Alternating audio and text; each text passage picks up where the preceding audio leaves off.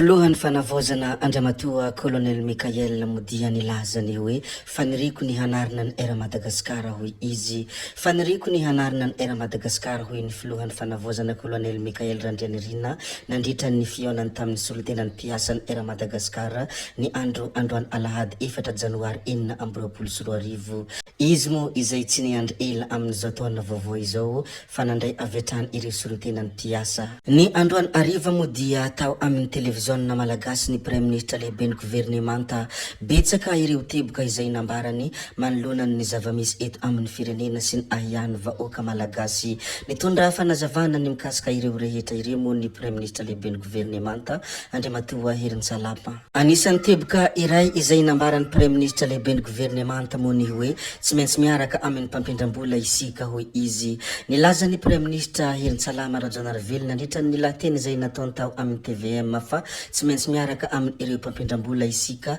satria tsy ampy andavana karama sy anaovana fotodrafitrasany hetra eto an-toerana hoy ny Premier Ministre lehibe ny gouvernemanta. Anisan'ny teboka izay nambarany ity Andriamatoa Premier Ministre lehibe ny gouvernemanta ity ihany koa moa ny hoe tsy nampiasaina ho an'ny lalana ilay tahiry fond routier fa nalefa any amin'ny zavatra hafa. Efa hita nitetika tena ampiasana any fond io hoy ny Premier Ministre hatrany. Tsy mbola hanakatona sisintany isika na eo azany aretina mpox. Nambarany ihany koa fa ny ho avy ny taranaka no iasako fa izaho efa tokony hisotro ronono koa satria 15 taona aho zao no nantsona hanarina any Madagasikara. Tsara fantatritsika vahoaka malagasy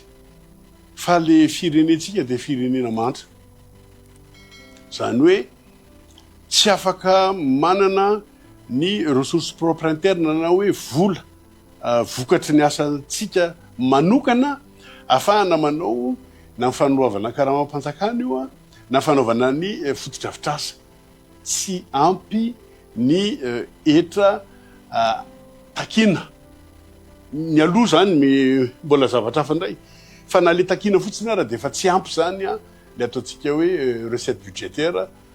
prévisionnelle fa tsy maintsy misy fanampin'ireo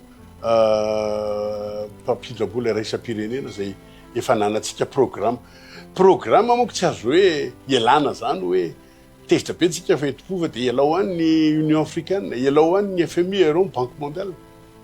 ka le vola am-pelantananao ara tsy ampy. Tsy maintsy miaina anatin'izay ianao fa zany akory tsy miteny very ny fiandranam-pirenena. Miresaka indrindra mikasika an'ity Premier Ministre lehibe ny gouvernemanta ity moa isika dia anisan'ny zavatra izay tena mampiavaka azy ny fananany karisma ary ny fahaizany sarkasma. Ny tantara ny zavatra izay nampalahelo azy moa izy nandritra ity fandarana manokana ity enina dia mitantara zavatra mampalahelo azy ny Premier Ministre mahana fonany tena fa sola sarkasma izany zavatra lazainy Premier Ministre izany. Ndeha moa isika hiaraka alahelo kely miaraka amin'ny Premier Ministre lehibe ny gouvernemanta hiheno azy tantarany tantara izay nampalahelo azy. Ary misy tantara be moa le izy fa henonareo le izy tsara tsy henonareo mampalahelo satria rehefa nandeha namangy tao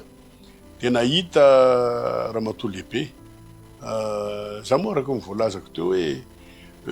io ndray tsisy sarangany tsisy fiaviana tsisy hoe olona manahoana fa rehefa olombelona dia olombelona ary amiko mitovy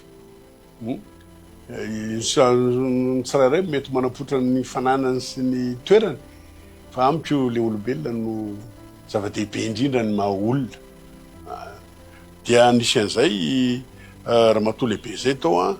ny zanany vavy zany didina satria sempotra epileptika dia nididina izy navoaka le zazakely satria sempotra le zazakely tsy ampy oxygène azo sempotra be le reniny zany any dia lasa tany amin'ny réanimation tany le zaza dia nitazomin'le raneny io zany hoe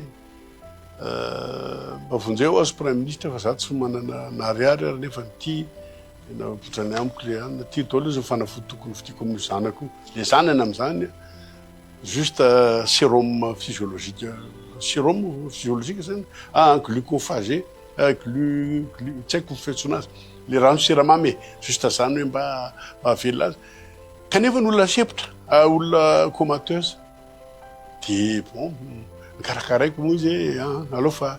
zay laninareo tato dia tsy Premier Ministre fa za manokana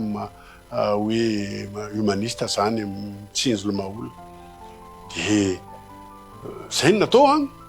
de no nidina fotoa nanao conférence de presse nrehetrarehetra nanazava hoe tena tsy rariny le hôpitaly misy a fa tokony ho jerevana hoana ny atao a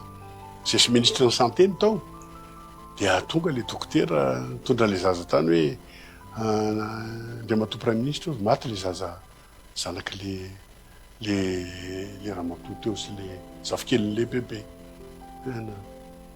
mafy tamiko zay tsy fantatro mbola tsy hitako le aloha tena mafy de farany amaranako an'izay aza mba kivo anatin'ny miaritra mafy e anatin'ny aizina misy foana mazafa fa raha kivy tanteraka akory tsy toizako be fa tena kivy tanteraka hoe zay a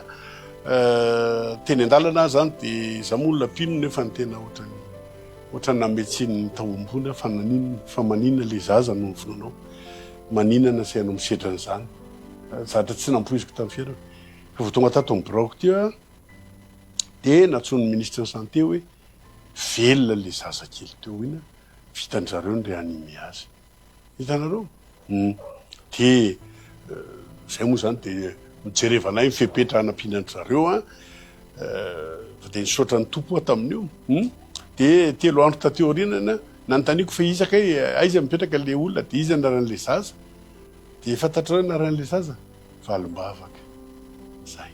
solombavam-bahoaka teo aloha sady ilay ankaiky ny filoha teo aloha Andry Rajoelina fahiny Andriamatoa Paul Bert Rosy Rahasimanana modia nanao antsoavo izy moa izay miantso ireo rehetra izay efa nalainy ity vehivavy manao akanjo mena amin'ny sary ity baraka mba handefa amin'ny fitoriana fa vonona ny tena ny hanome avokana ny mpisolo vava nambarany Andriamatoa Rosy ihany koa ny hoe aza menomenona na mitady fanampina hoy Rosy rehefa tsy samy joro maro moa ny olona efa lasibatra amin'ny fanaratsiana na fanalambaraka ataony ity vehivavy ity indrindra ao amin'ny tambanjotra tserasera Facebook saingy tsy mitombona avokoa ny ankamaroany ino moa ny mikasika ny hafatra izay nambarany solombavam-bahoaka teo aloha Andriamatoa Paul Bert Rosy Rahasimanana fa niresaka lozam-pifamoivoizana kosa dia tany Marozevy lalam-pirenena faharoa camion 4x4 indray no nifandonany androany tokony ho tamin'ny 3 ora latsaka teo raha araka ny loharanom-baovao moa dia miisa 3 ny naratra izay tao anatin'ny ilay 4x4 avokoa zay ihany koa no namarana ny videontsika ary toboky vavy sy toboky lahy koa dia mankasitraka anareo na vitany haino hatramin'ny farany